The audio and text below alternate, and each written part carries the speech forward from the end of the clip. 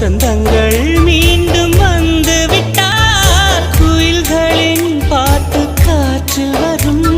முடிவதும் பின்பு தொடர்வதும் இந்த வாழ்க்கை சொல்லும் பாடங்கள் தானே கே